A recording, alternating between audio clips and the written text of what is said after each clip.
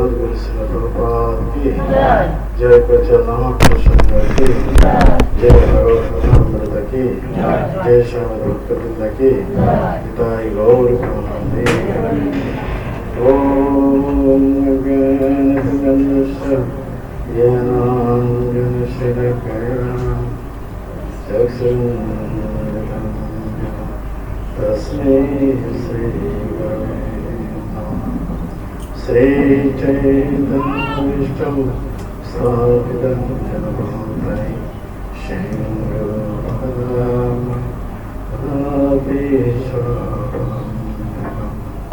वामदेवं श्रीगुरु श्रीयुतपदकमलं श्रीगुरुं वैष्णवांश्च श्रीरूपं शाकजातं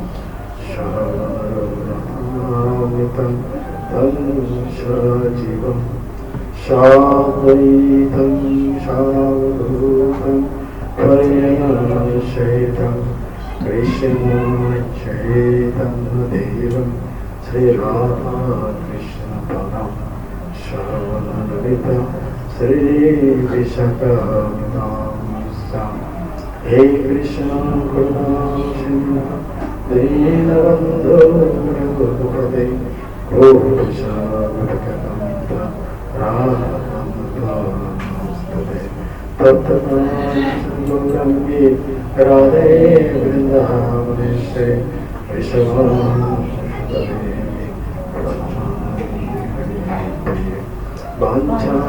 वाञ्छाकल्पतरुभ्यश्च कृपासिन्धुभ्येव च पतितानां वैष्णवो नमः नमो महावदनाय कृष्णप्रेमप्रदाय कृष्णाय कृष्णचैतन्य नन्दगणे नमः नीलाचलनिवासाय नित्याय पवनाय परमदर्शनाय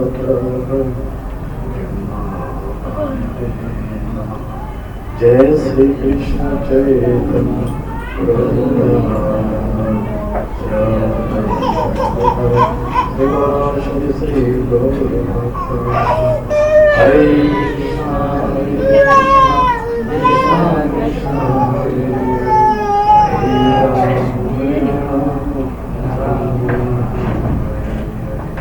ओम नमो भगवते वासुदेवाय ओम नमो भगवते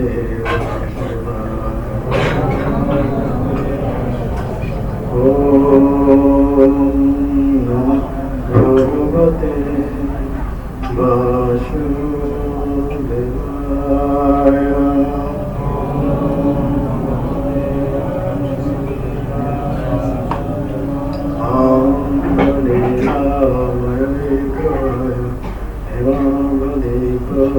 छविसुन्दराय तस्मै महाप्रेमरसप्रदाय चैतन्यचन्द्राय नमो नमस्ते चैतन्यचन्द्राय नमो नमस्ते चैतन्यचन्द्राय नमो नमस्ते हरे कृष्ण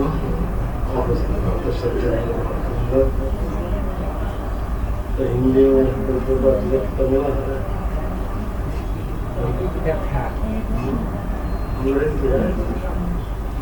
गीता और चैतन्य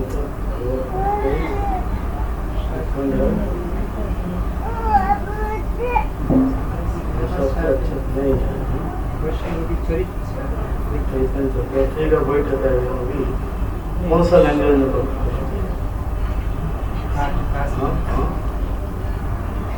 ये जितने सारा है इसका बंगाली है ना कौन बंगाली छोड़ करके हिंदी और अंग्रेजी में बोलेगा तो कोई सवाल नहीं बीच में बनेगा बीच में बनेगा वो ठीक नहीं है तो आइदर इंग्लिश हिंदी और इंग्लिश कौन सा लैंग्वेज अच्छा আপনারা কোন ভাষা বুঝতে পারেন ভালো বাংলা বলা যায় নাকি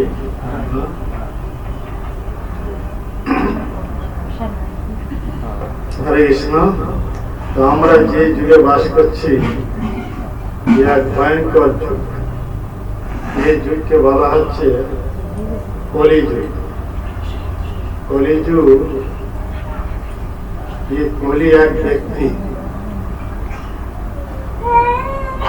ये कोली বংশধর আমাদেরকে জানতে হবে। কোলি কোন বংশ উত্তর লোক। আমরা কলির কবলে পড়ে ধর্মকে ছেড়ে অধর্মকে আশ্রয় করেছি, ভগবানকে ভুলে গেছে। তাই বিভিন্ন প্রকার পাপ কর্ম আমরা লিপ্ত হয়ে গেছে। এই পাপ কর্ম পরিণাম স্বরূপ আমরা এই দৈহিক বিবিধ প্রকার রোগের দ্বারা আক্রান্ত হয়ে যেখানে দুঃখ দুর্দশা ভোগ করব, উপরন্তু মৃত্যুর পরে নরকে গিয়ে ওরকম নরক যাতনাও আমরা পাব। এইভাবে যত রকম পাপ করব তত রকম নরক সব সাজানো হয়ে আছে। এক এক নরকে ফেলে আমাদেরকে সেইভাবে যমদণ্ড দেওয়া হবে। যমদণ্ড ভোগ করার পর আবার আমরা এই দুর্লভ মনুষ্যদের হারিয়ে মনুষ্য ইতর শরীরে জন্ম নেব, অর্থাৎ পশু পক্ষী স্থাবক জন্ম এইসব দেহ প্রাপ্ত জন্ম নেব। আর কোনোদিন আমরা এই জন্মমৃত্যু চক্রতে বুদ্ধাহারে নিত্য আনন্দময় ধাম সেই ভগবত ধামে ফিরে যেতে পারব না। তাই আমরা জানি চারটি যুগ আছে, সত্য যুগ, ত্রেতা যুগ, দ্বাপর যুগ, কলিযুগ। কিন্তু যেহেতু এটা ভৌতিক জগৎ, মায়িক জগৎ, তা মায়ার প্রভাব সব যুগেই আছে। সত্য যুগেও মায়ার প্রভাব ছিল, ত্রেতা যুগেও মায়ার প্রভাব ছিল, দ্বাপর যুগেও মায়ার প্রভাব ছিল, কলি যুগের মায়ার প্রভাব অধিক প্রভাব।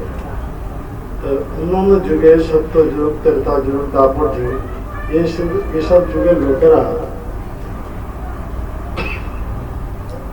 ধার্মিক হওয়ার জন্য, ধর্ম আচরণ করার জন্য তাদের উপর বিশেষ মায়ের প্রভাব পড়েনি। কিন্তু কলিযুগে আমরা ধর্মকে ছেড়ে অধর্ম আশ্রয় করার জন্য আমাদের উপর মায়ার প্রভাব অতি প্রভাব। কিন্তু এর সাথে সাথে কলির প্রভাবও অতি প্রভাব। কলি কিন্তু অন্য কোনো যুগে কলির প্রভাব ছিল না। সত্য যুগে কলির কোনো প্রভাব ছিল না, ত্রেতা যুগে কলির কোনো প্রভাব ছিল না, দ্বাপর যুগে কলির কোনো প্রভাব ছিল না। কলি কেবল কলি যুগেই রাজা। আর সেই কলি হচ্ছে অধর্মের বংশধর। যেমন ব্রহ্মাণ্ডের প্রথম সৃষ্ট জীব হচ্ছে ব্রহ্মাজি। এই ব্রহ্মা সম্মুখ ভাগ থেকে চারি কুমার, প্রজাপতি, মুনি, ঋষি, নারদ মুনি আদি ঋষিরা সব জাত হয়েছে। কিন্তু সেই ব্রহ্মা পৃষ্ঠ দেশ থেকে এক পাপময় পুরুষ জাত হন, তার নাম হচ্ছে অধর্ম। সেই সাথে এক নারীও জাত হন, তাকে বলা হচ্ছে মিথ্যা। অধর্ম ওই মিথ্যার গর্ভ থেকে একটি পুত্র, একটি কন্যা সন্তান জাত হয়। সেই পুত্রটি হচ্ছে লোভ, আর মেয়েটির নাম হচ্ছে মায়া। এদের সম্বন্ধ হচ্ছে ভাই আর ভগ্নী। যেহেতু এরা অধর্মের বংশধর, তাই লোভ ওনার ভগ্নী এই মায়ার গর্ভ থেকে একটি পুত্র আর একটি কন্যা সন্তান জাত হয়। সেই পুত্রটির নাম হচ্ছে দম্ভ, আর মেয়েটির নাম হচ্ছে নিকৃতি। দম্ভ আর নিকৃতি এদের মধ্যে সম্বন্ধ হচ্ছে ভাই ভগ্নী। যেহেতু এরা অধর্মের বংশধর, তাই ভাই ওর ভগ্নীর গর্ভ থেকে একটি পুত্র, একটি কন্যা সন্তান জাত করে। সেই পুত্রটির নাম হচ্ছে ক্রোধ, আর মেয়েটির নাম হচ্ছে হিংসা। তো ক্রোধ আর হিংসা এদের মধ্যে সম্বন্ধ হচ্ছে ভাই ভগ্নী। যেহেতু অধর্মের বংশধর, তাই ক্রোধ ওনার ভগ্নীর গর্ভ থেকে একটি পুত্র আর একটি কন্যা সন্তান জাত করেন। সেই পুত্রটি হচ্ছে কলি। কলি বুঝতে পারলেন কে? আরে কথা শুনছেন কি? কলির পিতা মাতার নাম কি? ক্রোধ আর হিংসা। ঠিকভাবে শুনলে তবে কথা উত্তর করতে, অন্যদিকে মন গেলে কিছুই বুঝতে পারে। তো কলির পিতা হচ্ছে ক্রোধ, মাতা হচ্ছে হিংসা। এইরকম এক ভয়ঙ্কর পিতা মাতা থেকে জাত হয়েছে কলি। তাই কলিযুগে আমরা সেই কলির অধীনে থেকে কাজ করব, তাহলে আমাদের অবস্থাটা কিরকম প্রভাব পড়বে, আমাদের ওপর কিরকম প্রভাব পড়বে? সেই ক্রোধের প্রভাব, সেই হিংসার প্রভাব, এই কলহের প্রভাব আমাদের উপর প্রবলভাবে পড়বে। তাই কলির প্রবল থেকে এই অধিকাংশ লোকেদের মধ্যে এই ক্রোধের ভাবটা অতি প্রবল হয়ে গেছে। ক্রোধ হচ্ছে তমগুণ, হিংসা, একজন আরেকজনের উন্নতি সহ্য করতে পারবে না, দেশ ভাব, ঈর্ষা ভাব, হিংসা এসব লেগেই আছে। তো সেই কলি, ওনার যে ভগ্নির কথা বলা হলো, সেই ভগ্নিটির নাম কি? দুরুক্তি। তা কলি ভগ্নির নাম হচ্ছে কি? দুরুক্তি। এ যেহেতু অধর্মের বংশধর, তাই কলি ওর ভগ্নির গর্ভ থেকে একটি পুত্র আর একটি কন্যা সন্তান জাত হয়। সেই পুত্রটি হচ্ছে ভয়, আর মেয়েটির নাম হচ্ছে মৃত্যু। তা কলির ছেলে মেয়ের নাম কি? কলি পিতামাতার নাম কি? ক্রোধ আর হিংসা। ক্রোধ হচ্ছে পিতা, আর মাতা হচ্ছে হিংসা। কলির স্ত্রীর নাম কি? ঠিকভাবে নাম মনে রাখলে এই অর্থ। কলির স্ত্রীর নাম কি? দুরুক্তি। দুরুক্তি, যারা কটু কথা বলে, যেসব স্ত্রীলোকের অত্যন্ত কটু কথা বলে, তারা হচ্ছে সব কলির স্ত্রীর অধীনে। বুঝতে পারছেন? তো এই হচ্ছে এই ব্যাপার। এখানে বলা হচ্ছে কলির ছেলের নাম কি বলা হলো? আবার ভুলে গেল সঙ্গে সঙ্গে। এই হচ্ছে কলিযুগের অবস্থা। তাই ভাগবতমে এ ব্যাসদের কলিযুগ সম্বন্ধে ভবিষ্যৎবাণী করেছেন। প্রায়ণ অল্প আয়ুষ সভ্য করৌ অস্মিন যুগে জানা মন্দা সুমন্দ মতয়া মন্দ ভাগ্য হি উপদ্রত। তার মানে প্রায়ণ অল্প আয়ুষ সভ্য, কলিযুগের লোকেদের আয়ু সব অতি অল্প। তারপর কি বলা হচ্ছে? করৌ অস্মিন যুগে জানা। আর কলিযুগে আরেকটা সব হচ্ছে কি? সব কলহ প্রিয়। সামান্য কলহ মানে ঝগড়া, দ্বন্দ্ব প্রিয়। সামান্য সামান্য কথা নিয়ে ভাই ভাইয়ের মধ্যে কলহ, পিতা পুত্রের মধ্যে কলহ, জাতি জাতির মধ্যে সংঘর্ষ, রাষ্ট্র রাষ্ট্রের মধ্যে সংঘর্ষ, এই সর্বত্র লেগে আছে। তাই হচ্ছে কলিযুগ। কথা বুঝতে পারছেন? এই কলিযুগ চলছে। তারপর হচ্ছে মন্দা। মন্দা মানে সব আলস্য করা। যদি বলা হবে এখানে ভগবানের কথা হচ্ছে, আসো শুনবে, আসো, যে ভগবানের কথা শ্রবণ করলে আমাদের সমস্ত জন্মার্জিত পাপ জ্বলে পুড়ে ভস্মীভূত হয়ে যাবে, সমস্ত প্রকার মঙ্গলের উদয় হয়ে যাবে, সংসারের তাপ দূর হয়ে যাবে, সেই ভাগবত কথা হচ্ছে শুনলে আসো। তখন ওরা সব কি করবে? বলে আমাদের সময় নেই, আমরা হচ্ছে সংসারের লোক, আমাদের সময় নেই। ওরা কি করছে? দেখা যাচ্ছে ঘরে টিভি খুলে দিন রাত 24 ঘন্টা টিভি দেখছে, তাতে সময় পাচ্ছে, কিন্তু ভগবানের কথা শ্রবণের কথা যখন বলবে তখন সব আলস্য পাবে, দিদিকে কারো রুচি হবে। এই হচ্ছে কলি। সব কলির কবলে পড়ে গেছে। কলির কবলে পড়ে যাওয়ার জন্য এই ভগবানের কথা শ্রবণের কথা যখন বলা হবে, তখন ওরা এইদিকে সব আলস্য দেখাবে। আর তো আলস্য এইদিকে তার ওদের হাতে সময় নেই। তাই মন্দা সুমন্দ মতয়া, মন্দ ভাগ।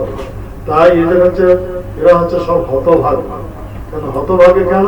ভগবান কথা থেকে বঞ্চিত হয়েছে। তাই এদের ভাগ্য সব কি হয়ে গেছে? এদের ভাগ্য সব নষ্ট হয়ে গেছে। তাই এরা হতভাগ্য। এরা কলির কবলে পড়ে কোথায় যাবে? নরকে যাবে। নরকে গিয়ে জমদণ্ড ভোগ করতে থাকবে। ভগবানের কথা শুনলে তবে এই সমস্ত অমঙ্গল, এই সমস্ত পাপ, এই সমস্ত দুর্গুণ, এই সমস্ত দোষ নষ্ট হবে নাকি? তখন ভগবত ধামের দিকে যাবে নাকি? তো ভগবানের কথা না শুনে কিভাবে ভগবানের ধামের দিকে যাবে? যে ধাম হচ্ছে আনন্দময় ধাম, সেখানে কারো জন্ম নেই, কারো মৃত্যু নেই, কেউ বৃদ্ধ দশা প্রাপ্ত হবে না, কেউ রোগগ্রস্ত হবে না, নিত্য কিশোর অবস্থা অবস্থান করবে। কেবল আনন্দম আনন্দ আনন্দম পরিবর্তন প্রতিপদম পূর্ণামৃত সাধন। কেবল সেখানে আনন্দ আনন্দ। ঠিক তার বিপরীত হচ্ছে জড় জগৎ। এই জড় জগতে কি আছে? জন্ম, মৃত্যু, যারা ব্যাধি। যে জন্মগ্রহণ করেছে তাকে মরতেই হবে। যে মরবে তাকে আবার জড় দেহ নিয়ে জন্মগ্রহণ করতে হবে। তার মাঝে কি আছে আবার? জরা আছে, ব্যাধি আছে, দিয়ে দুঃখ সবাইকে ভোগ করতে হবে। আর যত বয়স বাড়তে থাকবে তত কি হবে? আমাদের দুঃখের হার বেড়েই চলবে। এখন যে বৃদ্ধ অবস্থা প্রাপ্ত হয়েছে, একদিন সে বালক অবস্থা ছিল, কত আনন্দ উপভোগ করতো নাকি? কত দৌড়াদৌড়ি করতো, কত খেয়ে দিয়ে কত ভাবে সব ঠিকভাবে হজম করতে পারতো। এখন বয়স বেড়ে গেছে, দাঁত একের পর এক পড়ে গেছে, হজম শক্তি দুর্বল হয়ে গেছে, চোখের দৃষ্টি শক্তি কমে গেছে, কানের শ্রবণ শক্তি হ্রাস পেয়ে গেছে, কিছু খেলেও হজম করতে পারে না। আর যদি কিছু হলো অন্য রোগের দ্বারা আক্রান্ত হলো, কত রকম পীড়ার দ্বারা আক্রান্ত এসে উৎপীড়িত হচ্ছে, কত দুঃখ কষ্ট ভোগ করছে। তারপরে যত বয়স আরো বাড়তে থাকবে, চলশক্তি রহিত হয়ে শয্যাশায়ী হয়ে পড়বে, মলমূত্র ত্যাগ করতে থাকবে, কত কষ্ট ভোগ করতে করতে মৃত্যুবরণ করবে। হ্যাঁ কি না? এই জড় জগতে এই অবস্থা, ভয়ঙ্কর অবস্থা। যত আমাদের বয়স বাড়তে থাকবে তত আমাদের দুঃখের হার বেড়েই চলবে। তাই আমাদের কর্তব্য হচ্ছে কি, এই জড় দেহতে কিভাবে আমরা ভগবানের মতো চিন্ময় দেহ প্রাপ্ত হয়ে সেই আনন্দময় ধাম ভগবত ধামে ফিরে যাব। তার জন্য আমাদের কি করতে হবে? ভক্ত ভাগবতের মুখ থেকে এই গ্রন্থ ভাগবত অর্থাৎ ভগবানের কথা শ্রবণ করতে হবে। এইভাবে ভগবানের কথা শ্রবণ করলে কি হবে না, ভগবানের প্রতি আমাদের রুচি জাত হয়ে যাবে, আসক্তি জাত হয়ে যাবে। আর সেই ভগবানের প্রেমের সেবা যখন আমরা লিপ্ত হবো, তখন আমাদের ভগবন্ধন চিরতরের জন্য ছিন্ন হয়ে যাবে। তাই এখানে বলা হচ্ছে, যে যুগ চলছে কলিযুগ, এই কলির কবলের থেকে আমরা যদি ধর্মকে ছেড়ে অধর্ম আশ্রয় করব, তো অধর্ম সব কি? দূতম পানম স্ত্রীয় সোনা, যত অধর্ম চতুর্বিধায়, 4 রকম অধর্ম। অধর্ম মানে কি? অধর্ম মানে কি? অধর্ম মানে সব পাপ কর্ম। কি কি পাপ কর্ম? দূতম, তাস পাশা জুয়া লটারি খেলা, এ হচ্ছে কলির বাসস্থান, এসব পাপ কর্ম। পান, চা পান বিড়ি সিগারেট গাঁজা আফিম মদ খাওয়া, এ হচ্ছে সব পাপ কর্ম। অবৈধ স্ত্রীর সঙ্গে করা, এইসব পাপ কর্ম। আমিষ আহার করা, অন্য প্রাণীকে মেরে তার মাংস আহার করা, এই সব হচ্ছে পাপ কর্ম। আমরা যদি কলির কবল থেকে 4 রকম পাপ কর্ম করবো, তাহলে পাপ কর্মের পরিণাম স্বরূপ কি? দেহতে বড় বড় রোগের দ্বারা আক্রান্ত হয়। আরে বুঝতে পারছেন কথা? পাপ করলে কি হয়? দেহতে বড় বড় রোগ জাত হয়ে যাবে। কে যদি দিনে 4-5 প্যাকেট সিগারেট টানবে, মদ খাবে, অবৈধ স্ত্রীর সঙ্গে করবে, তাহলে তার পরিণাম স্বরূপ কি হবে? দেহতে বড় বড় রোগ, ক্যান্সার, টিবি হয়ে যাবে। হ্যাঁ না? আর যখন হবে, ডাক্তারের কাছে যাবে, ডাক্তার বলবে আপনার এই ক্যান্সার হয়েছে বা টিবি হয়েছে, আর আপনি 6 মাস কি 7 মাস বেশি বাঁচবে না। যখন এই কথা শুনবে তখন কি হবে? তখন কি হবে? ভয় জাত হয়ে যাবে, মনে ভয় এসে যাবে। তাই কলির ছিল না হচ্ছে কি? ভয়।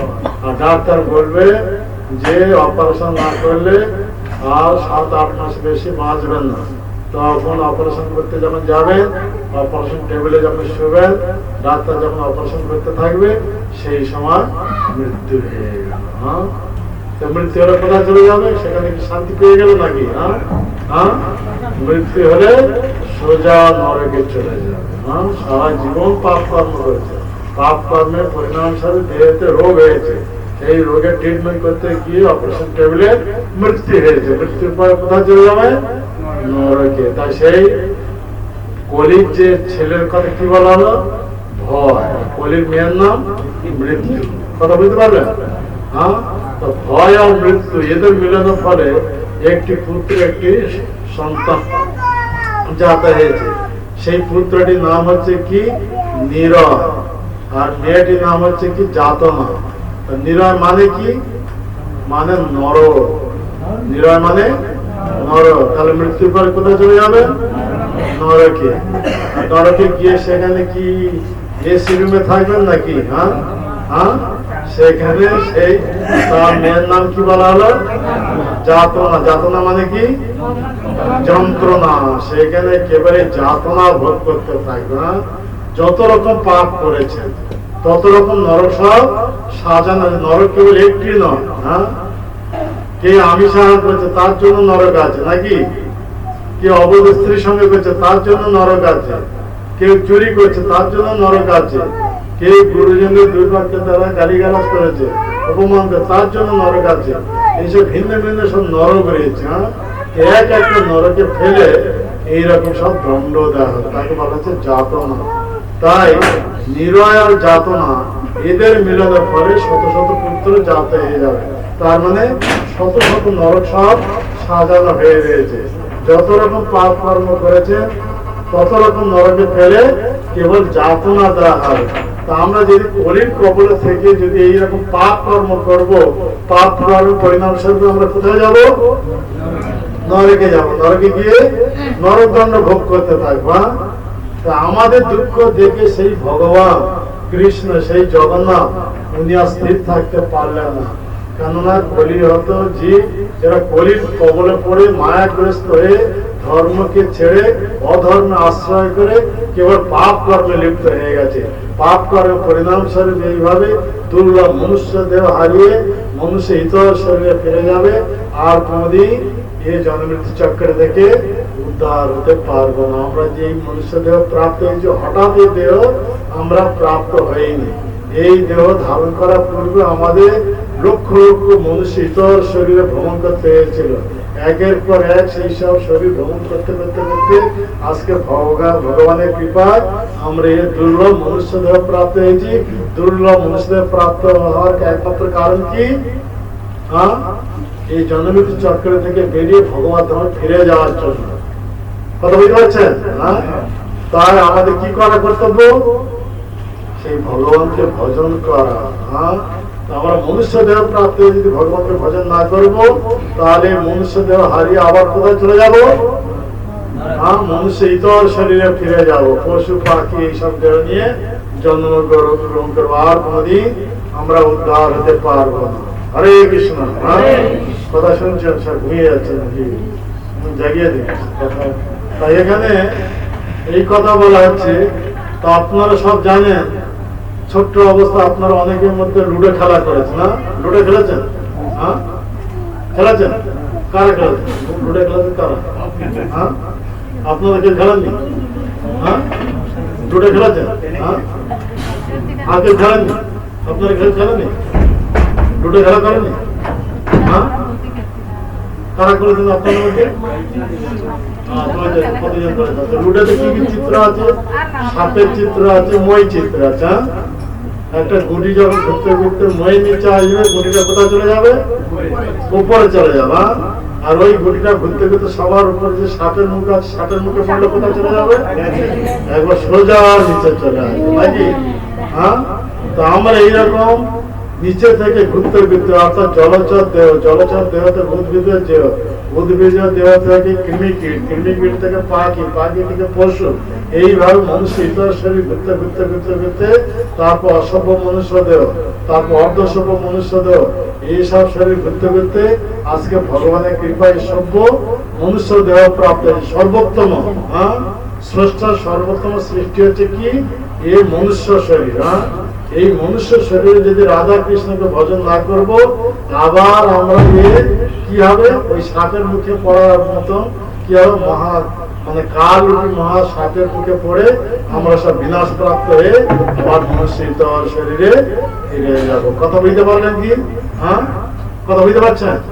গুটিটা যখন নিচে থেকে ঘুরতে ঘুরতে ঘুরতে ঘুরতে সবার উপরে সাপের মুখে যখন পড়ে, তখন কি হবে? সোজা নিচে চলে আসবে।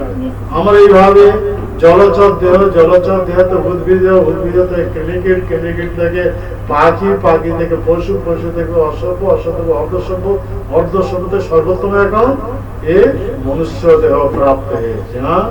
এই মনুষ্য দেহ প্রাপ্ত যদি ভগবানকে ভজন যদি না করবো, তাহলে কাল রূপী মহাসর্পের মুখে পড়ে আমরা বিনাশ প্রাপ্ত হয়ে মনুষ্য শরীর হারিয়ে আমরা মনুষ্য ইতর শরীরে ফিরে যাবো। কথা বুঝতে পারলেন? আর কোনোদিন আমরা জন্মমৃত্যু চক্র থেকে উদ্ধার হতে পারবো। তাই আমাদের উদ্ধারের জন্য এলেন কে? সেই কৃষ্ণ, সেই জগন্নাথ। কি পেলেন?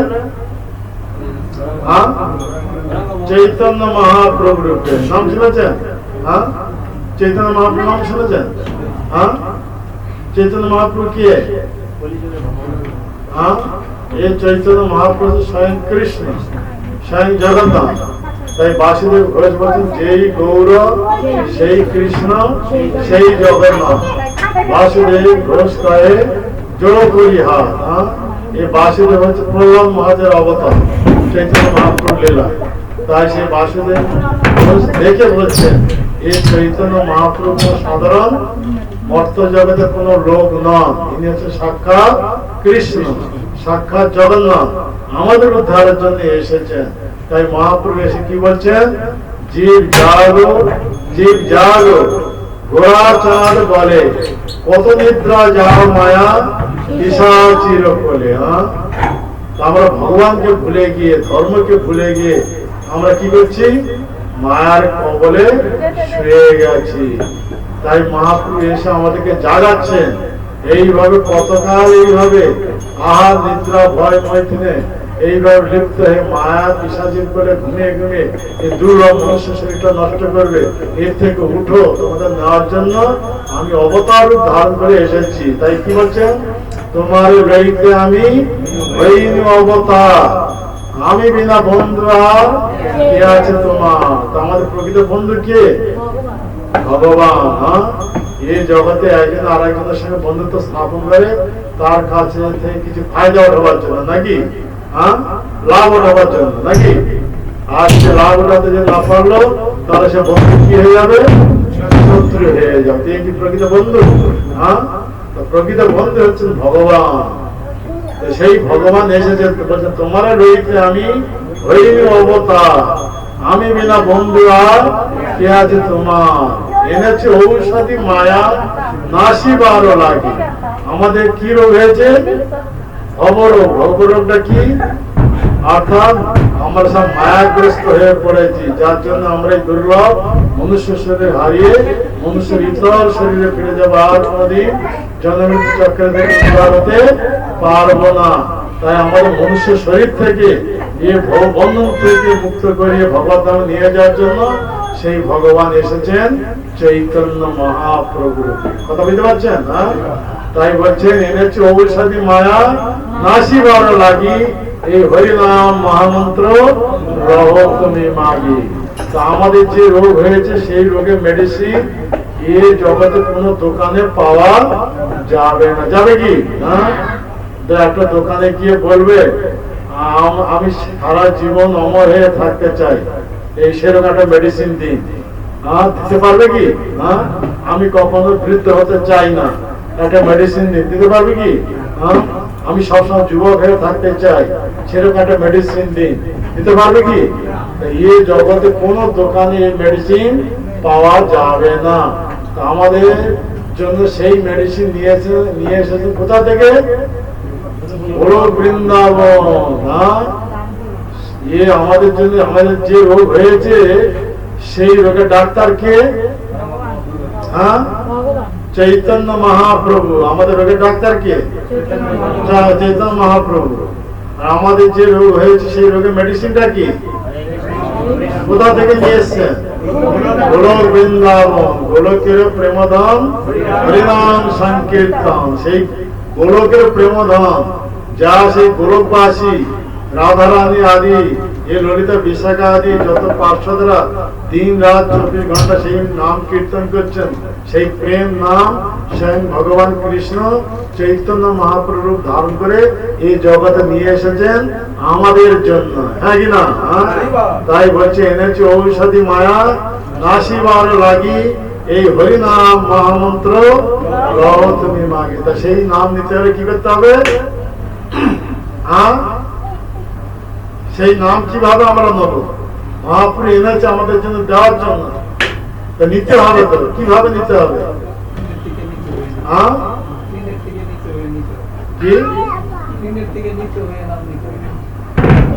রহ তুমি মাগি, শ্রদ্ধা সহকারে প্রার্থনা করতে হবে। কৃপা করে এই নাম আমাকে দিন, এই মেডিসিন আমাকে দিন। দোকানে যখন যাবেন, দোকানদার তো মেডিসিন সব রেখেছেন নাকি বিক্রি করার জন্য। তা আপনি গিয়ে দোকানে মেডিসিন নিতে হলে কি করতে হবে? হ্যাঁ, পয়সা দিতে হবে নাকি বিনা পয়সা মেডিসিন দেবে?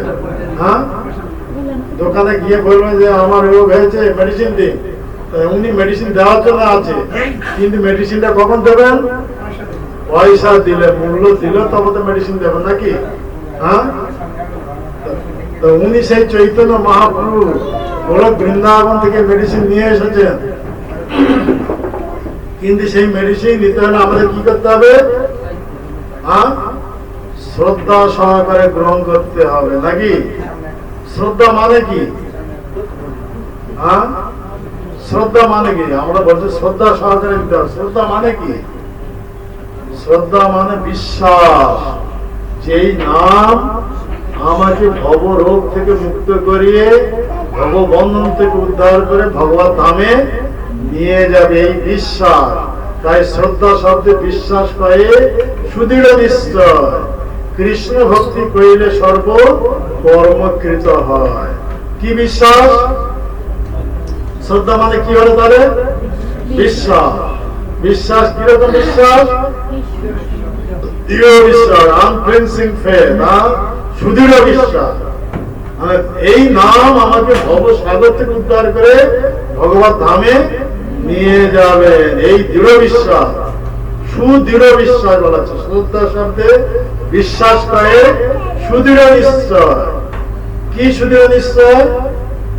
কৃষ্ণ ভক্তি করিলে সর্ব কর্মকৃত। কৃষ্ণকে যদি ভক্তি করা যাবে তাহলে সমস্ত কাজ আপে আপে সম্পাদিত হয়ে যাবে, আর অন্য কাজ স্বতন্ত্র ভাবে করা কিছু আবশ্যক নেই। গাছের মূলে জল দিলে সমস্ত গাছে শাখা প্রশাখা পত্র পুষ্প ফল সব জল পেয়ে যাবে নাকি?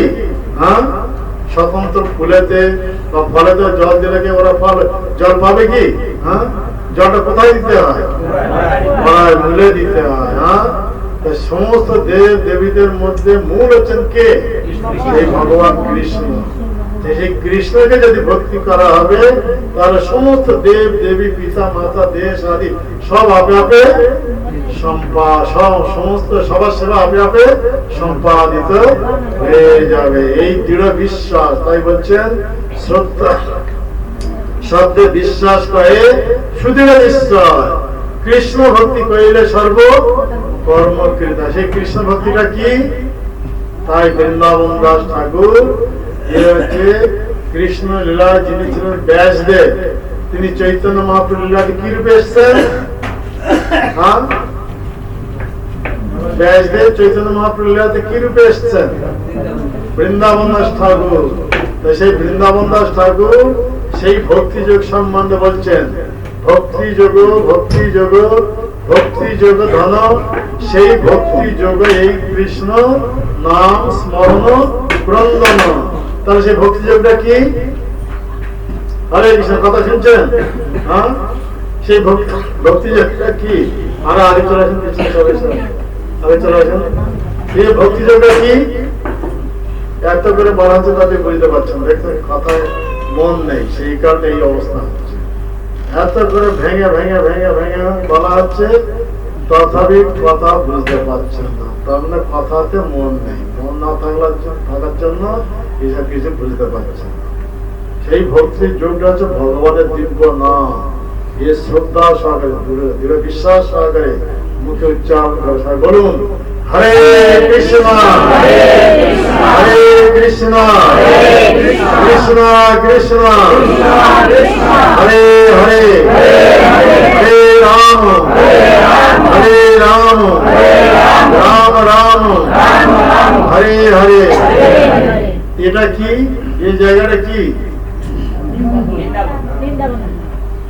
এটা কি বলা হচ্ছে? এটা নামহট্ট সংঘ। নামহট্ট তো বলা আছে নাকি? না, বৃন্দাবন লেখা আছে, নামহট্ট লেখা আছে। নামহট্ট মানে কি? হ্যাঁ, নামের হার। কোন নামের হার? কৃষ্ণ নাম, হরে কৃষ্ণ মহামন্ত্র, এই নাম কেবল আমাদের ভববন্ধন থেকে উদ্ধার করে ভগবত ধামে নিয়ে যাবে। তাই আমাদের মধ্যে সবচেয়ে বুদ্ধিমান ব্যক্তি হচ্ছেন কে না, এই ভক্তি বিনোদ ঠাকুর মহাজন। তাই ভগতি বিনোদ প্রভু চরণে পড়িয়া সেই হরে কৃষ্ণ মহামন্ত্র লইল মাগিয়া। কে নিলেন? ভক্তি বিনোদ ঠাকুর। ভক্তি বিনোদ ঠাকুর কে? এ আমাদের এ ব্রহ্মমত গৌড়ীয় ধারা যিনি মহান আচার্য, যাকে বলা হচ্ছে সপ্তম গোস্বামী, যার নাম অনুসারে এটাকে বলা হচ্ছে ভক্তি বিনোদ ধারা নাকি। সেই ভক্তি বিনোদ ঠাকুর এইভাবে প্রভুর চরণে প্রণত হয়ে শ্রদ্ধা সহকারে এই নাম গ্রহণ করে নিজের জীবন সার্থক করে, অর্থাৎ এই মায়ের কবল থেকে চিরতরের জন্য মুক্ত হয়ে ভগবানের মতো সচ্চিদানন্দময় দেহ প্রাপ্ত হয়ে নিত্য আনন্দময় নাম ভগবত ধামে ফিরে গেছেন। তাই তিনি মহাজন সূত্রে আমাদের পথ দেখিয়ে দিলেন। আমাদের কি করতে হবে? কি করতে হবে? সেই ভক্তি বিনোদ ঠাকুরের পন্থা আমাদেরকে অনুসরণ করতে। মহাজনের জন্য গতস্ব পন্থা। ইগোটা কারণ তো ইগোটা চাইতে হচ্ছে ভক্তি বিনোদ ঠাকুরের ধারা। এখানে দেখা যাচ্ছে সেই ভগবান চৈতন্য মহাপ্রভু এসেছেন।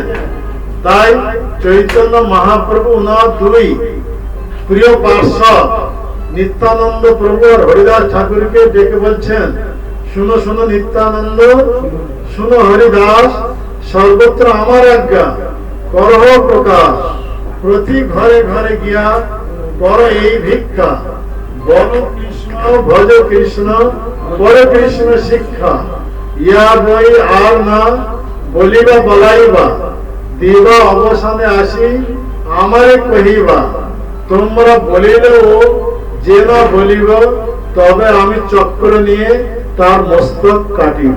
হ্যাঁ, মহাপ্রভু কি বলছেন? মহাপ্রভু এসেছেন আমাদের উদ্ধার করার জন্য। মহাপ্রভু সেই গোলকে প্রেমধন নিয়ে এসেছেন। তা আমরা যদি শ্রদ্ধা সহকারে সেই নাম গ্রহণ যদি না করবো তাহলে কি হবে? আমরা মনুষ্য শরীর হারিয়ে আবার সেই মনুষ্য ইতর শরীরে ফিরে যাবো, কোনোদিন আর উদ্ধার হতে পারবো না। তাই মহাপ্রভু নিত্যানন্দপুর হরিদাস ঠাকুর দুইজনকে ডেকে বলছেন, এই নদিয়া যত ঘর আছে প্রতি ঘরে ঘরে গিয়ে তোমরা আমার আদেশ তাদের কাছে পৌঁছে দাও। তো মহাপ্রভুর আদেশ কি? বলো কৃষ্ণ হরে কৃষ্ণ হরে কৃষ্ণ কৃষ্ণ কৃষ্ণ হরে হরে হরে রাম হরে রাম রাম রাম হরে হরে। যারা শ্রদ্ধাবান ব্যক্তি তারা কি করছে? নিত্যানন্দ প্রভু হরিদাস ঠাকুর যখন তাদের কাছে গিয়ে বলছে প্রভু এই আদেশ করেছেন বলো কৃষ্ণ, তো তারা কি করছেন? শ্রদ্ধা সহকারে তা গ্রহণ করছে না। আর যারা ভক্ত বিদ্বেষী ভগবত বিদ্বেষী তারা কত গালি দিচ্ছে, সমালোচনা করছে নাকি। হ্যাঁ, সব রকম লোক তো আছে নাকি, সবাই কি গ্রহণ করবে? হ্যাঁ, এই জগতে দুই প্রকার লোক আছে। তাই শাস্ত্রে বলা আছে দো ভূত স্বর্গ লোকে অস্মি দৈব আশুরা এ বচ বিষ্ণু ভক্ত স্মৃত দৈব আশুরিং তৎ বিপর্যয়। সৃষ্টির প্রথম থেকে এই জগতে দুই প্রকার লোক আছে। সেই দুই প্রকার লোক কারা? যারা ভগবানের ভক্ত তাদেরকে কি বলা হচ্ছে? ভক্ত দেবতা। আর যারা ভগবত বিদ্বেষী ভক্ত বিদ্বেষী তাদেরকে কি বলা হচ্ছে? অসুর। তো দুই প্রকার লোক সৃষ্টির প্রথম থেকে আছে। তো কটা যুগ আছে? চারটা যুগ। তো চারটা যুগে সত্য যুগে এই অসুর আর দেবতা আলাদা আলাদা লোকে বাস করত। কিন্তু সত্য যুগ থেকে যখন ত্রেতা যুগে আসে অসুর আর দেবতা একটি গ্রহ লোকে বাস করতে থাকে। আর ত্রেতা যুগ থেকে যখন দ্বাপর যুগ আসে অসুর আর দেবতা একটি পরিবারের মধ্যে বাস করতে থাকে।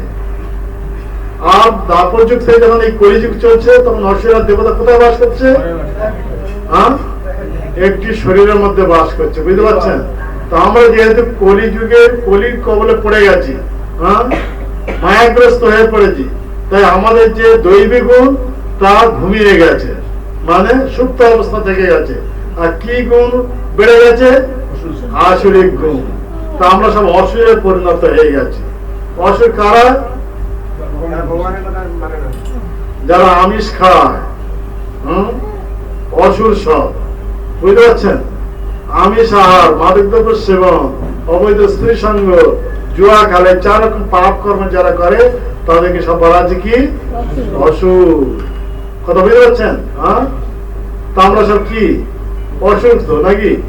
এই প্রভুপাদের দ্বারা প্রচার হওয়ার পরে আজকে জানতে পেরে এই লাইনে এসেছেন। তার আগে তো সব এইসব করতেন নাকি? তাই আমরা সব অসুরে পরিণত হয়ে গেছি।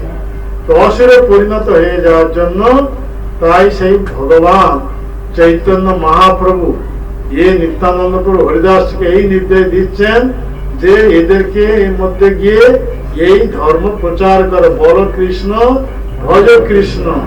কাকে ভজন করতে হবে? কৃষ্ণকে। বড় কৃষ্ণ শিক্ষা, অর্থাৎ কৃষ্ণ গীতা ভাগবত যে শিক্ষা দিয়েছেন সেই শিক্ষা অনুসারে আমাদেরকে আচরণ করতে হবে। তো ভগবান কৃষ্ণ গীতাতে কি শিক্ষা দিয়েছেন খাওয়া দাওয়ার সম্বন্ধে? পত্রং পুষ্পং ফলং তয়ং যো মে ভক্ত প্রয়চ্ছতি। এই ভক্তি সহকারে ফল মূল শাক সবজি ডাল ভাত ভগবানকে লাগিয়ে তা প্রসাদ রূপে পাওয়া। এখানে কোনো আমিষের কথা বলা হয়েছে কি? এই শিক্ষা গ্রহণ করতে হবে। তার মহাপ্রভু কি বলছেন?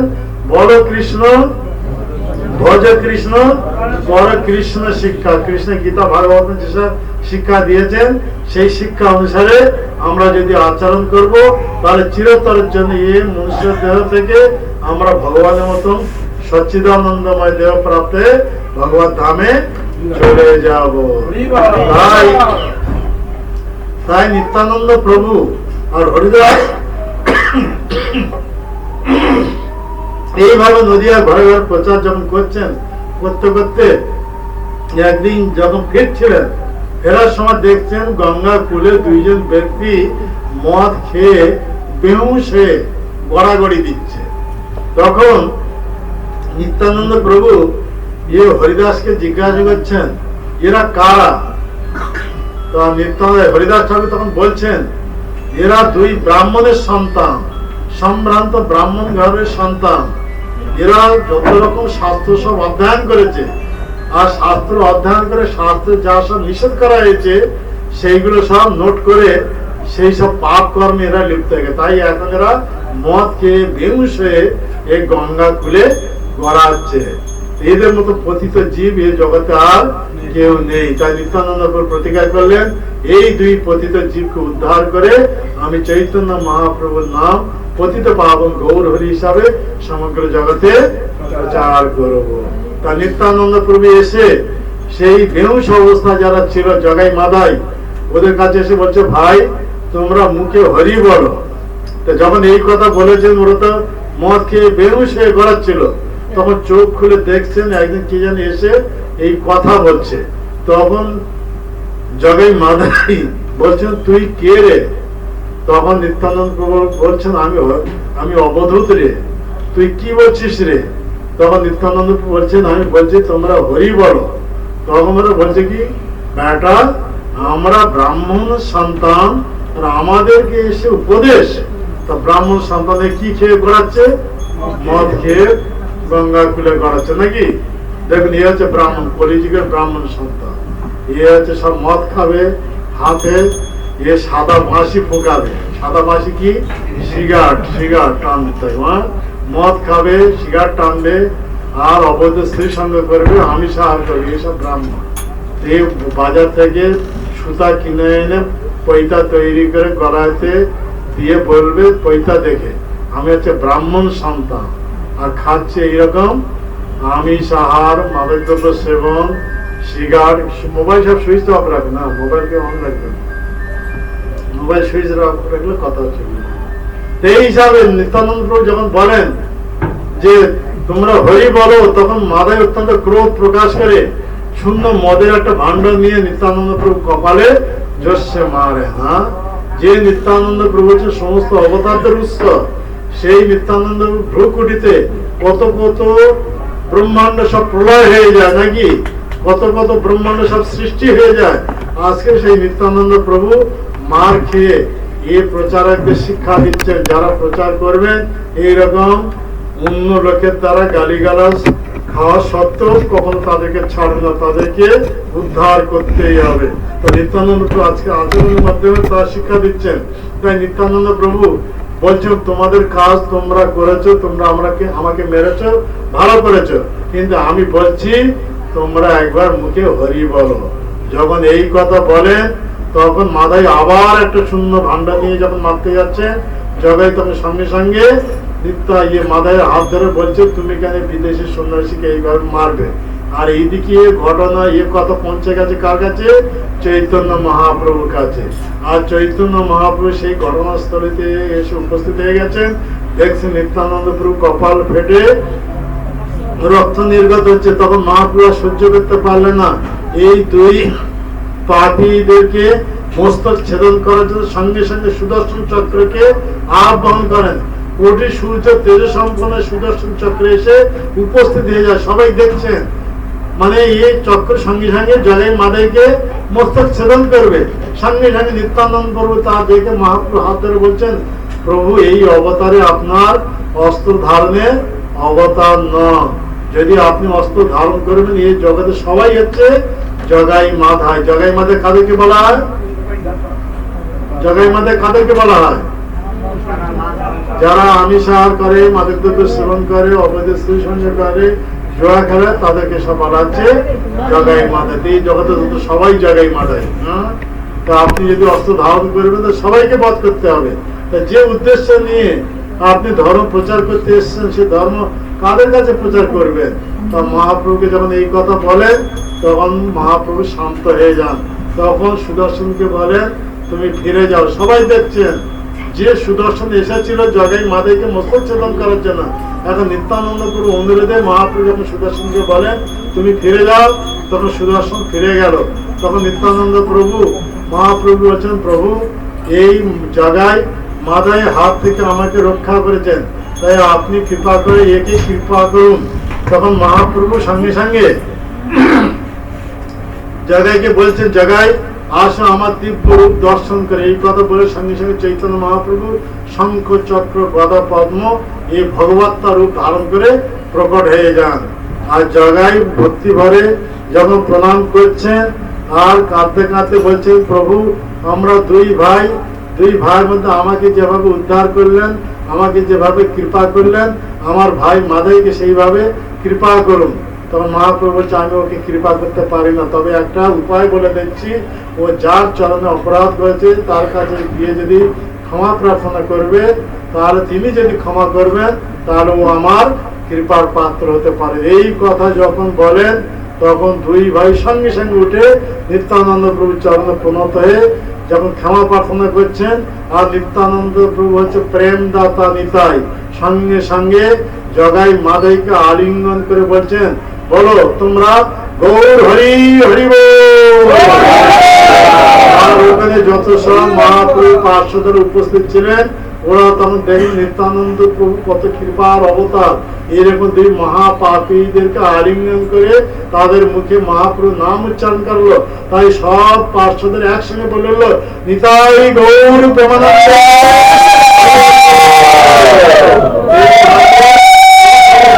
এটা উলুধ্বনি জায়গা নয়, বুঝতে পারছেন? ভগবানের নাম করবে না, উলুধ্বনি ওসব মাঙ্গলিক ক্রিয়া, ওসব দেব দেবীর ক্ষেত্রে ওখানে যত উলুধ্বনি দিতে পারে। ভগবানের নাম যদি মুখে উচ্চারণ করবে, জন্মার্জিত সব পাপ সব জলে পড়ে ভস্মীভূত হয়ে যাবে। উলুধ্বনির দ্বারা ও পাপ নষ্ট হবে না, বুঝতে পারছেন? হ্যাঁ, ভগবানের নাম এত শক্তিশালী। যখন বলা হচ্ছে ভগবান নাম করবেন, ভগবান নাম করবেন, তখন উলুধ্বনি দেবেন না। সেই ভগবানে জগাই মাধাই যখন এইভাবে জগাই মাধাইকে যখন উদ্ধার করেন, তখন মহাপ্রভু সেই জগাই মাধাইকে বলছেন যে, জগাই মাধাই তোরা যা সব পাপ করেছিলিস আমি সব নিয়ে গেলাম, আর কোনোদিন পাপ করবি না। তাই মহাপ্রভু বলছেন, প্রভু কহে তোরা আর না করিস পাপ। তখন জগাই মাধাই কি উত্তর দিচ্ছেন? জগাই মাধাই বলে, আর নাহে বাপ, আর নারে বাপ। তাহলে জগাই মাধাই শিক্ষা হয়ে গেছে। কথা শুনছেন নাকি? হরে কৃষ্ণ। হ্যাঁ, কথা বুঝতে পারছেন? হ্যাঁ, প্রভু কি বলছেন? চৈতন্য মহাপ্রভু কি বলছেন? প্রভু কহে তোরা আর না করিস পাপ, যা সব পাপ করেছিলি আমি সব নিয়ে গেলাম, এখন থেকে আর পাপ করবি না। জগাই মাথায় কি প্রতিজ্ঞা করছেন? জগাই মাথায় কহে আর নরে বাপ, শিক্ষা হয়ে গেছে, বুঝতে পারছেন? সেই দিন থেকে এই জগাই মাথায় নৈষ্ঠিক ব্রহ্মচারী হয়ে গেলেন। সব রকম পাপ কর্ম ছেড়ে দিলেন, দিয়ে গৌর নিতাই মহান ভক্ত হয়ে গেলেন। আর সেই মাধাই কাঁদতে কাঁদতে সবসময় সারা জীবন অনুতাপ করতেন, হায় আমি কত বড় পাষণ্ডী, কত বড় পাপী, এই হাতে আমি নিত্যানন্দ প্রভুকে প্রহার করেছি। তাই এইভাবে কাঁদতে কাঁদতে আপনারা দেখবেন ওই নবদ্বীপ পরিক্রমার সময় মাধাই ঘাট বলে একটা ঘাট আছে, তখন গঙ্গা ওখান দিয়ে প্রবাহিত হতো। এখন গঙ্গা অনেক দূরে সরে গেছে, তো ওই জায়গাটা ডাঙা হয়ে গেছে, তো ওখানে এখন মাধাই ঘাট নামে ওই জায়গাটা প্রসিদ্ধ আছে। তা নবদ্বীপ পরিক্রমার সময় যারা পরিক্রমা করেন ওদেরকে নিয়ে যাওয়া হয় ওই মাধাই ঘাটে। ওই মাধাই ঘাটে মাধাই যত ব্রাহ্মণ বৈষ্ণবরা আসবেন ওদের চরণ ধুলি মাথায় ধারণ করবেন, আর ওদের কাপড় চোপড় সব জলেতে ধোয়াধুয়ি করে শুকিয়ে এদেরকে এইভাবে সেবা করতেন। এইভাবে কাঁদতে কাঁদতে এইভাবে বলতেন, আমি কত বড় পাষণ্ডী, এই হাতে আমি নিত্যানন্দ প্রভুকে মেরেছি। এইভাবে অনুতাপ করতে করতে এই বৈষ্ণবদের সেবা করতেন, সারা জীবন এইভাবে মুখে নাম উচ্চারণ করতেন। এইভাবে সেই দিন থেকে ওরা সমস্ত রকম পাপ কর্ম ছেড়ে দিয়ে ভগবানের নৈষ্ঠিক শুদ্ধ ভক্তে পরিণত হয়ে গেলেন। তা সেই নিত্যানন্দ প্রভু এইভাবে জগাই মাদাইকে উদ্ধার করেন, ওদেরকে প্রেম দেন। আর সেই নিত্যানন্দ প্রভু সমগ্র জগৎবাসী যারা সব এইসব পাপ কর্মে লিপ্ত হয়ে গেছে, যারা সব জগাই মাদায় পরিণত হয়ে গেছে, তাদের উদ্ধারের জন্য উনি গোদ্রুমেতে এর নামের হাট খোলেন। তাই বলা আছে নদিয়া গোদ্রুমে নিত্যানন্দ মহাজন পাতি আছে নাম হট্ট জীবের কারণ। জীবের কারণ মানে এই জীবদেরকে উদ্ধার করার জন্য উনি কোথায় এই নামের হাট খুলেছিলেন? গোদ্রুমে। 9টা দ্বীপের মধ্যে একটা দ্বীপ হচ্ছে গোদ্রুম দ্বীপ। সেই গোদ্রুম দ্বীপে নিত্যানন্দ প্রভু নামের হাট খুলেছিলেন। আর নামের হাট খুলে কি বলছিলেন? শ্রদ্ধাবান জন, হে শ্রদ্ধাবান জন, প্রভুর আজ্ঞায় ভাই মাগি এই ভিক্ষা, বলো কৃষ্ণ ভজ কৃষ্ণ, বড় কৃষ্ণ শিক্ষা। কৃষ্ণ মাতা, কৃষ্ণ পিতা, কৃষ্ণ ধন প্রাণ, কৃষ্ণের সংসার করো ছাড়ি অনাচার, অপরাধ শূন্য হয়ে লহ কৃষ্ণ নাম। এখানে বলছেন কি এই গীতে, যে অপরাধ শূন্য হয়ে যে নামের হাট খুলেছেন, এই নাম করতে হলে আমাদের কি করতে হবে? অপরাধ থেকে মুক্ত হতে হবে। কত রকম অপরাধ আছে? এই 4 রকম অপরাধ। নাম অপরাধ, সেবা অপরাধ, ধাম অপরাধ, বৈষ্ণব অপরাধ। তা আমাদের ইস্কন থেকে সারা দুনিয়া যত সব মঠ মন্দির আছে, এ প্রাত মুহূর্তে অর্থাৎ মঙ্গল আরতি পরে পরে এ নাম অপরাধ সম্বন্ধে এ কথা ব্যক্ত করা হয় নাকি? সাবধান করে দেওয়া, দশমী নাম অপরাধ সম্বন্ধে সাবধান করে দেওয়া হয়। এই প্রসঙ্গে দেখা যাচ্ছে নাম অপরাধ, বৈষ্ণব অপরাধ, ঠাকুর সেবা অপরাধ, ধাম অপরাধ, এই সব রকম অপরাধ থেকে মুক্ত হয়ে যদি আমরা নাম নেব, তাই বলা হচ্ছে অপরাধ শূন্য হয়ে লহ কৃষ্ণ নাম, কৃষ্ণ মাতা, কৃষ্ণ পিতা, কৃষ্ণ ধন প্রাণ। সেই কৃষ্ণ হচ্ছেন আমাদের সবকিছু নাকি? কৃষ্ণের সংসার করো ছাড়ি অনাচার, অর্থাৎ মায়ের সংসারে এইসব অনাচার চলে। অনাচার কি? এই মানে মাদক দ্রব্য সেবন, অবৈধ স্ত্রী সঙ্গ, আমিষ আহার, জুয়া খেলা, এসব মায়ের সংসারে চলে। কিন্তু মায়ের সংসার থেকে যখন আমরা কৃষ্ণের সংসারে আসবো, এসব অনাচার আমাদেরকে ছাড়তে হবে। ছেড়ে যদি আমরা নাম করব, তাহলে এই নাম আমাদের ভবসাগর থেকে উদ্ধার করে ভগবত ধামে নিয়ে যাবেন। তাই জীবের কল্যাণের জন্য এই নিত্যানন্দ প্রভু গোদ্রুমেতে এই নামের হাট খুলেছেন। তাই বলছেন কৃষ্ণের সংসার করো ছাড়ি অনাচার। তাই সেই কৃষ্ণের এক শুদ্ধ ভক্ত যিনি হচ্ছেন আমাদের ইস্কনের প্রতিষ্ঠাতা আচার্য শ্রী এ.সি. ভক্তিবেদান্ত স্বামী প্রভুপাদ, সমগ্র দুনিয়াতে এই কৃষ্ণের সংসার খুলেছেন। কৃষ্ণ সংসার মানে এই যত সব মঠ মন্দির সব করেছেন কৃষ্ণ মন্দির, একে বলা হচ্ছে কি? কৃষ্ণের সংসার। এই সংসারকে যদি যোগদান করবেন, তাহলে এইসব অনাচার থেকে মুক্ত হতে হবে। অর্থাৎ কেউ যদি ভগবানের নাম করবেন, ভগবানের ভক্ত হবেন, তাহলে চিরতরের জন্য আমিষ ছাড়তে হবে। মাদক দ্রব্য সেবন ছাড়তে হবে, অবৈধ স্ত্রী সঙ্গ ছাড়তে হবে, জুয়া খেলা ছাড়তে হবে। এই 4 রকম অনাচার ছেড়ে যদি ভগবানের নাম করবেন, তাহলে সেই নাম করা মানে এই শুদ্ধ ভক্তিযোগ অনুশীলন করা। এইভাবে শুদ্ধ ভক্তিযোগে যখন অনুশীলন করবেন, সেই শুদ্ধ ভক্তিযোগ এ ভববন্ধন থেকে উদ্ধার করে তাকে ভগবত ধামে নিয়ে যাবে। তাই বলা আছে যে কৃষ্ণের সংসার করে ছাড়ি অনাচার, জীবে দয়া কৃষ্ণ নাম সর্বধর্ম সার। তো সব ধর্মের সার বস্তুটা কি? জীবের দয়া। জীবের দয়া মানে কি? জীবকে দয়া মানে কি? হ্যাঁ, এই ভগবান চৈতন্য মহাপ্রভু যে নাম এনেছেন, এই নাম তাদেরকে দেওয়া, দিয়ে তাদেরকে উদ্ধার করা। এই জীবের দয়া এই নয় যে টাকা পয়সা কাপড় চোপড় এইসব দান করা, এই শরীরটার প্রতি দান। কিন্তু শরীরটা আত্মা যে ভগবানকে ভুলে গিয়ে অনাদিকাল ধরে একের পর এক জড়দেহ গ্রহণ করছে, একের পর এক জড়দেহ ত্যাগ করছে, এইভাবে জন্মমৃত্যু চক্রে ঘুরে ঘিরে অনন্ত দুঃখ দুর্দশা ভোগ করছে, তার থেকে উদ্ধার করার জন্য কি করতে হবে? এ নাম তাদেরকে দিতে হবে, নাম দিয়ে তাদেরকে উদ্ধার করতে হবে। তাই নিত্যানন্দ প্রভু নামের হাট কোথায় খুলেছিলেন? গোদ্রুমে।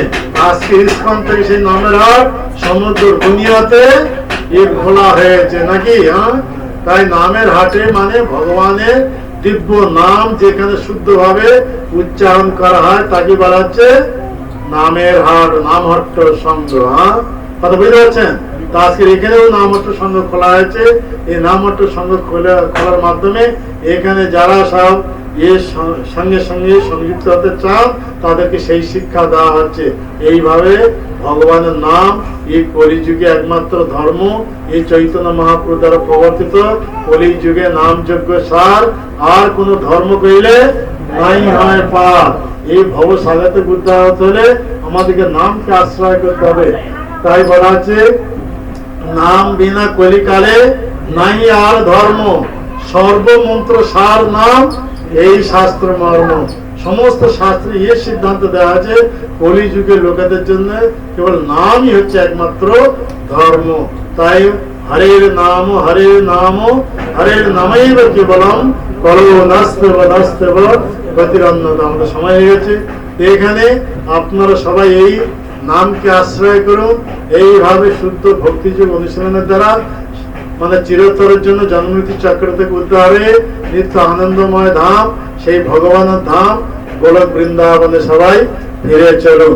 তাই সবাই আমার সঙ্গে একটু নাম করুন। কেউ মুখ বন্ধ করে বসে থাকবে না, মুখ খুলে উচ্চস্বরে ভগবানের দিব্য নাম করবেন। কর্তাল কোথায়? হরে কৃষ্ণ হরে কৃষ্ণ কৃষ্ণ কৃষ্ণ হরে হরে হরে রাম হরে রাম রাম রাম হরে হরে হরে কৃষ্ণ হরে কৃষ্ণ কৃষ্ণ কৃষ্ণ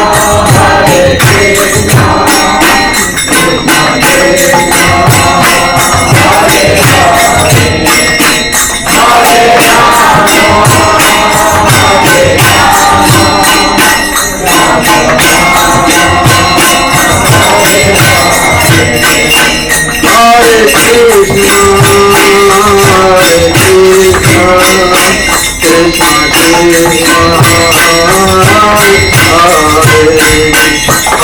হরে রাম হরে Ram Ram Hare Krishna, Hare Krishna, Krishna Krishna, Hare Hare, Hare Ram, Hare Ram, Ram Ram, Hare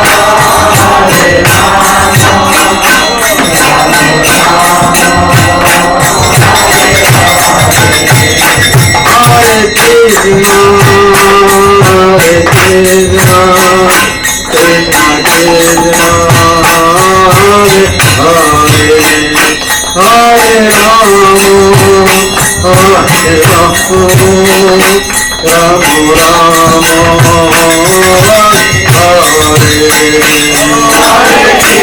Hare Krishna, Hare Krishna, Krishna Krishna, Hare Hare,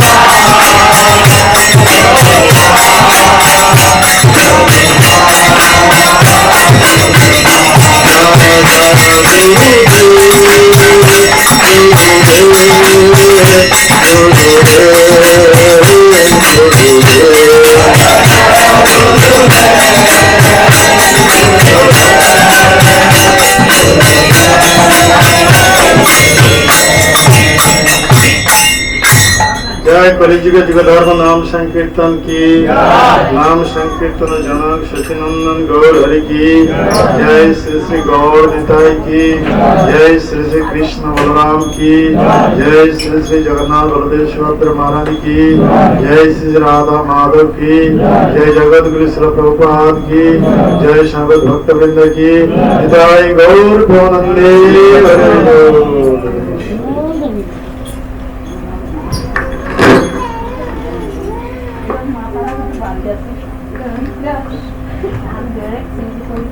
हरे कृष्ण। जय श्री श्रीमद् भक्ति वेदांत गुरु साईं महाराज की श्रील प्रभुपाद की। महाराजेर কথা কেমন লাগলো আপনাদের কাছে? হরি বল, হরি বল, হরি বল। হ্যালো, হরে কৃষ্ণ।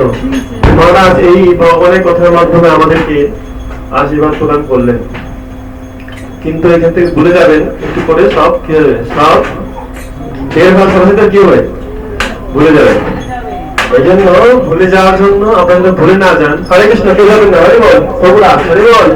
হ্যালো, এই জন্য মহারাজ এই যে গ্রন্থগুলি ওনার গুরুদেব শ্রীমৎ গৌরগোবিন্দ স্বামী মহারাজ এই গ্রন্থগুলি তিনি উর্দু ভাষায় তিনি করেছেন। এই যে বিরোহী শ্রী রাধিকা, ভগবানকে জানার উপায়, শ্রী গুরু বন্দনা, সুখী গৃহস্থ জীবন, কৃষ্ণ প্রেম ভক্তি এবং শ্রী চৈতন্য দয়া, এই গ্রন্থগুলো আছে আপনার কাছে? নেই। এই গ্রন্থগুলি 11টা একটা সেট, কিন্তু 11টা নাই, মাত্র আছে এখানে 7টা সেটে, 7টা একটি সেট। আপনারা এই গ্রন্থগুলি যে আশীর্বাদ স্বরূপ একজন সন্ন্যাসীর হাতে একজন শুদ্ধ ভক্ত এখানে এসছেন, এটা খুব গুরুত্বপূর্ণ। টাকা পয়সা পাওয়া জিনিস না। আপনি একজন টাকা খরচ নিয়ে আপনি নিতে পারেন, কিন্তু সন্ন্যাসী পাবেন না। এই জন্য এই সুযোগটা আমি বলবো গ্রহণ করুন। আপনারা মহারাজের আশীর্বাদ স্বরূপ সিগনেচার আপনাকে দিয়ে দিবেন, যা নেবেন এখানে আসুন। একটা আছে 7টা একটা সেট, এটা পড়ানো হচ্ছে আপনার 1010 টাকা, ঠিক আছে? আর একটা আছে 4টা একটা সেট, এটা পড়ানো হচ্ছে 610 টাকা। আর একটা আছে 3টায় একটা সেট, এটা হচ্ছে 490 টাকা। কি কোনটা নেবেন আসুন নিয়ে যান। মহারাজ আপনাকে আশীর্বাদ স্বরূপ এটি বলতে শুদ্ধ ভক্তের আপনি যখন আপনি এই গ্রন্থ পড়বেন অধ্যয়ন করবেন তখন আপনার এখানে যেরকম আপনার কেমন লাগছে? মহারাজ কিরকম লাগবে? যে কথা বললেন কেমন লাগলো? হ্যাঁ, হৃদয়ে প্রকাশিত হচ্ছে কিন্তু এইভাবে যদি মহারাজের যদি এই গ্রন্থটা নেন তাহলে সেই কৃপাটা আরো আপনার আমাদের ভক্তি জীবনে আরো অনেক দিন বাকি আছে, এটা আমরা লাভ করতে পারবো। ঠিক আছে? যারা যারা নিবেন এখানে কোন কোন সেট নিবেন একজনের যোগ্য আসুন, আর মহারাজ কাছ থেকে আশীর্বাদ স্বরূপ সিগনেচার সব নিয়ে যাবেন। এবং ভগবত কথা শোনার পর মহারাজ আমাদেরকে ভগবত কথা শোনার পর আমাকে হরি কথার মাধ্যমে দান করলেন, কিন্তু আমাদের কিছু দান করা উচিত। কি সেটা? প্রণাম হোক, প্রণামী হোক, দণ্ডবোধ হোক, সেটা দান করা উচিত। যারা করতে চান সেখানে দিতে পারেন মহারাজকে। আর গ্রন্থ নিলে তার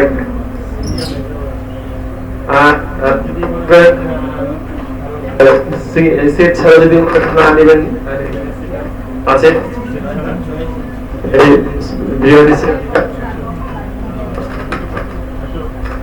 কৃষ্ণ এটা আছে, আর এটা আছে এটাও 170 টাকা। ঠিক আছে? হরে কৃষ্ণ। তাতে আসুন, মহারাজ চলে যাবে। মহারাজ যখন প্রসাদ করে পরে আর সিগনেচার সমাপ্তি পাবেন না। হরে কৃষ্ণ। জলদি আসুন, কোনটা কোনটা গান নেবেন তার আসুন। জয় শ্রী শ্রীমৎ ভক্তি স্বামী মহারাজ কি জয়, শ্রী প্রভুপাদ কি জয়, জয় গৌর হরি হরি বল।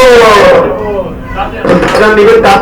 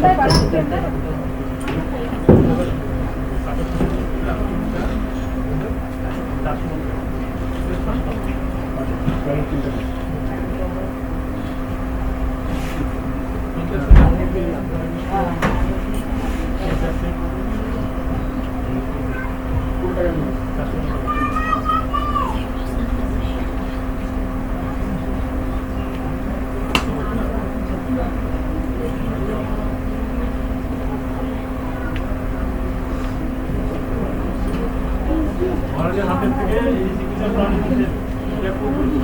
টাকা পয়সা চিন্তা করবেন না, আপনি টাকা নিয়ে আপনি নিতে পারেন। এই গুরুত্ব কিন্তু আর পাবেন না, টাকা কিন্তু নেই খেয়েছে প্রায়।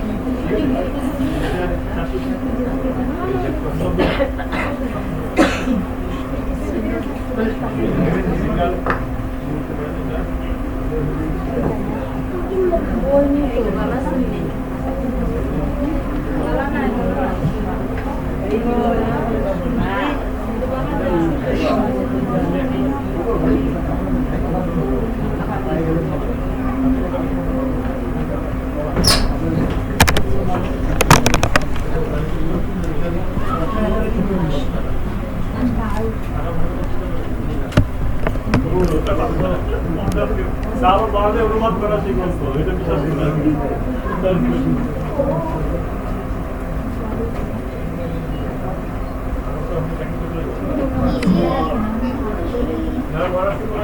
করেন।